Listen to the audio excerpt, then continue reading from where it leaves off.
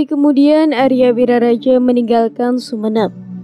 8 buah kapal digunakan untuk mengangkut orang-orang Madura yang akan membuka hutan tarik. 2 kapal digunakan untuk mengangkut kuda, dan 2 kapal lagi digunakan untuk mengangkut bahan-bahan makanan. Semuanya berjumlah 12 kapal. Kapal melaju beriringan sehingga dari jauh tampak seperti ular naga. Perjalanan ke hutan tarik dilalui hanya 3 hari saja. Kedatangan rombongan Arya Wiraraja disambut oleh Lembu Sura. "Hei Dinda Suro, bagaimana kabarmu? Lama sudah kita tak bertemu." Sapa Arya Wiraraja kepada Lembu Suro yang tidak lain adalah adik kandungnya sendiri. "Selamat datang di Majapahit. Orang-orang di sini menyebut daerah ini Majapahit.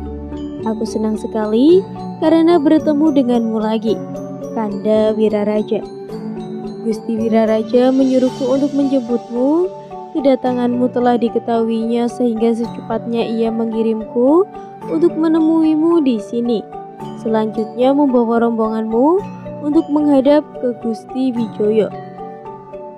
"Hei Paman Suro, apa kabarmu?" selah Kenkara. Lembu Suro segera menoleh ke arah datangnya suara itu. Setelah beberapa saat ia mulai teringat bahwa yang memanggil namanya tadi adalah keponakannya. "Ah, tanya keponakanku juga ikut. Ada angin apa sehingga dapat membawamu ke sini, Kenara?" kata Lembu Suro. Di balai pertemuan Raden Wijaya tengah berkumpul dengan Nambi Kebu Anabrak, Singandaredula dan Paman Dahan.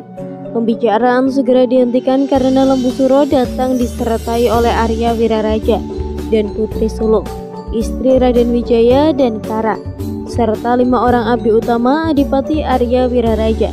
Raden Wiraraja tampak gembira sekali. Kehadiran Arya Wiraraja beserta rombongan bagaikan hujan di musim kemarau. Paman Arya Wiraraja, tiada kata yang dapat digunakan untuk melukiskan pertemuan ini. Gusti Wijaya sangat berlebihan. Hamba telah lama memimpikan pertemuan seperti ini. Karenanya ketika utusan Gusti sedang menghadap, hamba sangat senang. Pertama, hamba telah mempersiapkan segala sesuatu jauh-jauh hari. Kedua, dalam kunjungan ini, hamba membawakan serta Putri Sulung Baginda Raja Kartanegara. Hamba tidak tega melihat Putri Sulung berpisah terlalu lama dengan Gusti Wijaya, kata Arya Wiraraja sambil menggoda Raden Wijaya yang kelihatannya juga memendam rasa kangen pada Putri Sulung istrinya. "Terima kasih Paman Adipati, terus terang saja hatiku berbunga-bunga setelah melihat Dinda Putri Sulung juga sampai di sini." Raden Wijaya tak dapat menutupi kebahagiaannya. Putri Sulung yang sedang dibicarakan tertunduk wajahnya dengan bibir tersenyum. Ia tampak malu digoda oleh Adipati Wiraraja dan Raden Wijaya suaminya. Yang ketiga, kedatangan hamba kali ini selain ditemani istri hamba juga disertai putra hamba yang selama ini tinggal di wilayah Tanjung. Hamba mengajak dia agar dia dapat menambahkan tenaga dan pikiran untuk membantu Gusti Wijaya membangun negara ini. Raden Wijaya menatap Putri Adipati Wiraraja dengan tajam. Lalu beliau berkata, "Paman Adipati, kalau boleh, saya meminta lebih baik kupanggil saja nama putramu ini Ronggolawe. Ronggolawe berarti orang yang boleh memerintah anak buahku." "Hamba tidak keberatan Gusti Wijaya," jawab Arya Wiraraja. "Terus apakah kamu saya panggil Ronggolawe?" kata Raden Wijaya kepada Kenkara yang kini diubah namanya menjadi Ronggolawe. "Hamba itu tidak keberatan jika dipanggil Ronggolawe Gusti," jawab Kenara. "Mulai sekarang kamu dipanggil Ronggolawe dan mulai saat ini pula kamu dapat memerintah abdiku," kata Raden Wijaya. Yang keempat, hamba ingin melaporkan kepada Gusti Wijaya bahwa hamba telah mengutus Panangpati untuk menghadap Panglima Tartar yang sekarang berada di Laut Utara, menanggapi keperintahkan untuk menghasut tentara Tartar agar menggempur Singasari, padahal kerajaan itu adalah Daha, kata Arya Wiraraja menjelaskan taktiknya. "Oh begitu, apakah rencana itu Paman?" Tanya Raden Wijaya.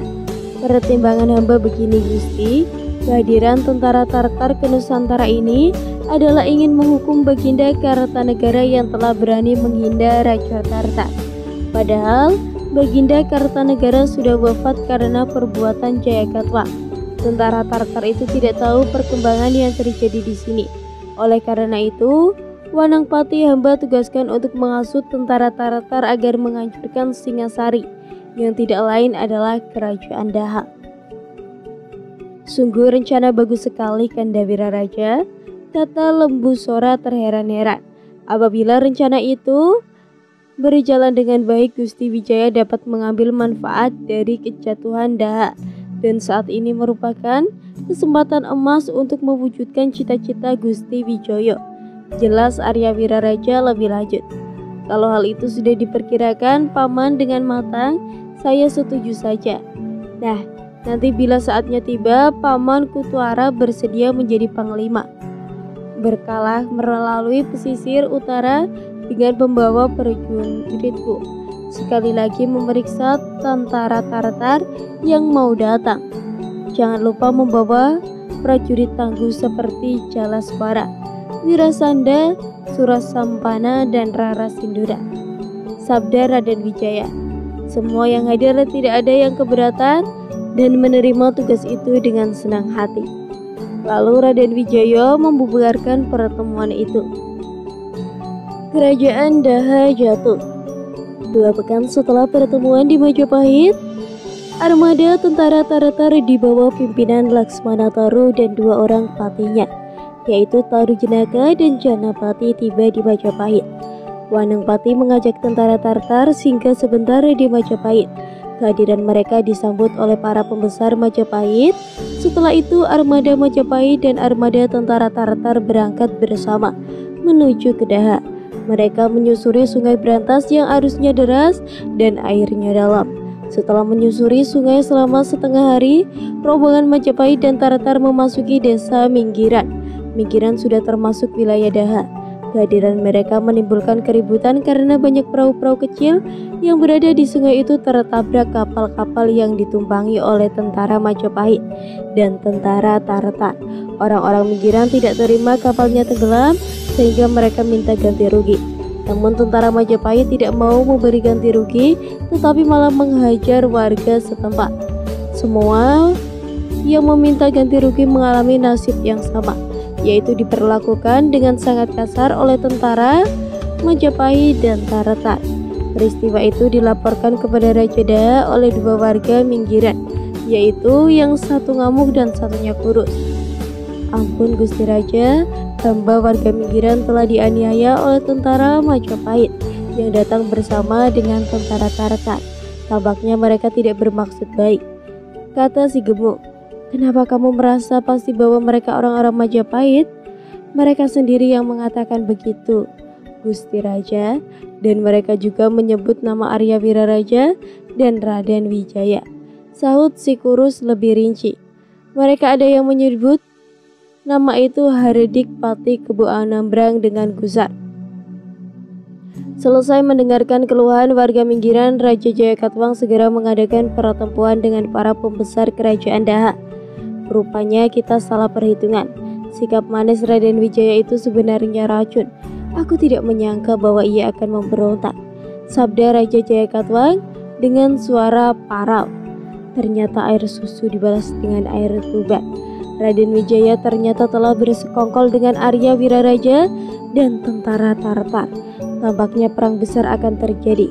Hamba bersama para menteri, senopati dan prajurit Daha siap menghadapinya, kata Pati Munandrang dengan kesal. Mereka telah sampai di Minggiran, tak lama lagi akan sampai di pelabuhan Janggabiru. Kita terlambat menyadarinya. Hadanglah mereka di Sampir dan kerahkan semua prajurit ke sana. Perintah Raja Jayakatwang lalu membubarkan pertemuan. Pati Kebu Mundarang menugaskan prajurit di bawah Menteri Perutung, Jaran Goyang, Bang Dolong, Kapinis, Lingkang Kangkung, Kebu Teki, dan Kebu Caluk mengamankan pelabuhan Jongkobiru. Sementara itu, Patih Munandrang bersama-sama dengan prajurit di bawah pimpinan Kebu Jareng Maes Bunggal, Kebo Siluman, dan Kalamudat akan menghadapi musuh di Karangkerjo. Sementara itu Segowi Notan, Tumanggung, Parungsari, Kalalumpung, dan Jalak Tegung berjaga-jaga di dalam kota. Sebanyak 22 kapal besar dari Majapahit dan Taratar mulai merapat di pelabuhan Jongbiru. Kapal yang mengeluarkan penumpang dimulai dari kapal Majapahit, Lembusura, Ronggolawe, Gojopagon, dan Medang Dandi keluar berhamburan. Namun mereka segera dipung dan diserang oleh tentara Daha di bawah pimpinan Menteri Perutung, Jaran Goyang, Bang Dolong, Kampinis, Liking Kangkung, dan Kebo Teki. "Ayo, sekarang jangan takut," teriak Menteri Perutung memberi semangat prajuritnya. "Maju, maju, maju. Kita harus maju, jangan gentar, prajurit," teriak Lembusura di depan sambil mengayun-ayunkan pedangnya untuk melumpuhkan musuh yang berani menghalanginya. Pertempuran antara Daha dan Majapahit tak dapat dihindari lagi. Kedua belah pihak saling mengkresek sehingga memakan banyak korban. "Hai prajuritku, ayo kita rengsek prajurit Majapahit. Jangan kita kendorkan, mari kita usir mereka," teriak Jaran Goyang memberi komando. "Hai prajurit Daha, jangan besar kepala. Ayo hadapi Majapahit." Balasan Ronggolawe tak mau kalah. Semakin lama prajurit Daha semakin banyak jumlahnya. Patih Munandrang yang semula berada di Karangjerjo datang membantu prajurit Menteri Perutung. Kehadiran Patih Munandrang membuat daya gempur prajurit Daha semakin kuat. "Ayo kita desak para pengacu ini agar kembali ke Majapahit," kata Patih Munandrang mengamuk sehingga banyak musuh menjadi korbannya. Lembusura dan Ronggolawe berusaha menghadang gerak maju Patih Munandrang, tetapi gagal karena prajurit di bawah pimpinan Kampinis dan Kebo Teki telah turun di medan laga. Lembusura melihat bahwa posisi prajuritnya mulai terjepit oleh prajurit Daha yang jumlahnya sangat banyak. Prajurit Majapahit dari kapal kedua dan ketiga telah merapat dan langsung terlibat pertempuran dengan prajurit Daha. "Ayo maju, kita rengsek prajurit Daha keluar dari pelabuhan Jongbiru," teriak Raden Wijaya memberi semangat. Pamadahana yang mengawal Raden Wijaya berada di depan untuk membuka jalan Raden Wijaya untuk masuk ke medan perang. Teriakan Raden Wijaya membangkitkan semangat prajurit Majapahit sehingga lambat laun pertemuan menjadi berimbang. Di pelabuhan Jongbiru, kapal-kapal tentara Taratar telah merapat. Tentara Taratar di bawah pimpinan perwira Taru Janaka dan Janapati datang membantu. Tentara Taratar yang telah berpengalaman itu menyerang dengan penuh perhitungan. "Ayo kita kurung prajurit musuh, jangan ada celah," kata Taru Janaka memberi aba-aba untuk melumpuhkan prajurit Daha. Dalam sekejap, tentara Taratar telah membentuk formasi tapal kuda. Dengan formasi itu, tentara Taratar dapat mengurang dan sekaligus mempersempit gerakan prajurit Daha. Namun tarik itu terlihat oleh Patih Munandrang yang kemudian menyuruh prajuritnya untuk membongkar formasi itu dengan serangan pasukan panah. Dalam sekejap ribuan anak panah berterbangan dan menghujani tentara Taratar dan prajurit Majapahit. Korban berjatuhan terdesak oleh serangan anak panah. Patih Taru Janaka memerintahkan prajurit Tameng maju. Pasukan Tameng terus maju meskipun dihujani anak panah. Mereka terus maju dan ketika berhasil mendekati posisi pasukan panah, pasukan Tameng melendarakan serangan dengan menggunakan senjata rahasia. Dalam sekejap, banyak prajurit Daha yang gugur. Patih Munandrang tidak mengenal takut. Ia memerintahkan prajuritnya agar terus bertahan dan ia pun berseru, "Kebo Jareng, Mahisa Bungal, dan Kebo Siluman kirim prajuritmu ke sebelah kanan." Ketiga senopati itu menuruti perintah Patih Munandrang. Prajurit ketiga senopati itu langsung pindah posisi. Lembusura mendekati Patih Munandrang yang mengamuk. "Hei Munandrang, jangan membuang waktu lagi. Mari kita adu siapa yang unggul," kata Lembusura menantang. Tanpa menunggu waktu lagi, Lembusura sudah bertarung dengan Patih Munandrang. Keduanya saling menyerang dan jurus-jurus mautnya. Beberapa jurus telah berlalu tetapi belum ada di antara keduanya yang kalah. Namun setelah bertanding lebih dari 15 menit Lembusura masih mampu berkelahi dengan kuda-kuda yang kokoh. Sementara itu, Patih Monandrang tanpa kelelahan sehingga ia terlambat memberikan badan. Saat itulah Lembusura dapat melayangkan jurus pedang yang mematikan ke tubuh Patih Monandrang. Kemenangan Lembusura atas Patih Monandrang menjadi pembuka bagi kemenangan prajurit Majapahit dan tentara Tartar atas prajurit Daha. Beberapa menteri dan senopati Daha menyusun mati Kebo Monandrang. "Hei prajurit Daha, menyerahlah. Lihat Patih Monandrang telah kukalahkan." Kematian Patih Monandrang disampaikan oleh Jaran Goyang kepada Raja Jayakatwang di alun-alun Daha. "Ampun Baginda Raja, hamba melaporkan bahwa Patih Monandrang telah tewas oleh Lembusura." Kita mulai terdesak. "Kurang ajar. Sekarang mari kita hadapi mereka." Segera Winoto atur posisi pasukan. Kita harus lebih waspada. Raja Jayakatwang naik gajah menuju utara alun-alun. Tetapi langkah mereka dihadang oleh Patih Tartar, yaitu Tarujanaka dan Janapati dan prajuritnya. Raja Jayakatwang mengamuk dengan mengendarai gajah. Beliau menyerang Tarujanaka dan Janapati. Kedua Patih Tartar itu tidak mampu menghadapinya dan kedua patih itu pun tewas. Bahkan puluhan tentara Tartar tewas terinjak gajah Raja Jayakatwang. Laksmana Taru sangat marah ketika mendengar kematian kedua patihnya. Laksmana Taru mencari Raja Jayakatwang dengan menunggangi gajah. Niatnya itu diketahui oleh Ronggolawe. Ronggolawe pun segera membawa prajuritnya mengikuti Laksmana Taru di desa Sampiri. Laksmana Taru bertemu dengan Raja Jayakatwang yang dikawal oleh Segara Winoto dan prajuritnya. Raja Jayakatwang merah telinganya ketika mendengar kata-kata Laksmana Taru yang merendahkan derajatnya. Sebagai raja di Nusantara, menyerah kepada tentara Tartar berarti tunduk pada orang asing. Dia melecut gajahnya ke arah Laksmana Taru yang juga naik gajah. Jayakatwang menyerang musuhnya dengan tombak, namun Laksmana Taru dapat menghindari lalu mengajak bertarung Raja Jayakatwang dengan menggunakan pedang di darat.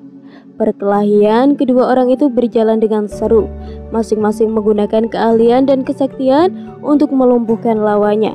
Akhirnya Laksmana Taru dapat mengalahkan Raja Jayakatwang dan menggunakan senjata rahasia berupa pisau kecil yang mengenai dada Jayakatwang. "Dasar berdebah, kau sangat licik dengan menggunakan senjata yang tersembunyi. Hal itu layak untuk raja yang kejam sepertimu. Pisau itu beracun. Barangkali sekarang sedang menyebar ke seluruh tubuhmu. Sebentar lagi ajalmu akan tiba." Raja Jayakatwang melihat sikap Laksmana Taru sangat merendahkan dirinya. Ia berusaha dapat berdiri tegak untuk menyerang musuhnya dengan tiba-tiba. Namun ia tak kuasa, ia pun tersungkur oleh ganasnya racun yang telah menyebar ke dalam tubuhnya. Barisan prajurit Daha bubar ketika melihat junjungannya dapat dikalahkan musuhnya. Segera Winoto menyerah kepada Ronggolawe dan diikuti oleh senopati dan prajurit Daha. Bersama tenggelamnya mentari di ufuk barat, perang pun usai. Para senopati yang menyerah itu menjadi tawanan dan dibawa ke Majapahit untuk dipenjara. Cukup sekian cerita dari saya, semoga bermanfaat bagi kalian semua. Mohon maaf apabila ada kesalahan kata ataupun kata-kata yang kurang tepat. Tetap dukung channel Babat Nusantara dengan cara like, komen, dan subscribe. Tetap stay tune untuk menunggu video-video terbaru dari channel Babat Nusantara. Saya pamit, Rahayu, Rahayu, Rahayu.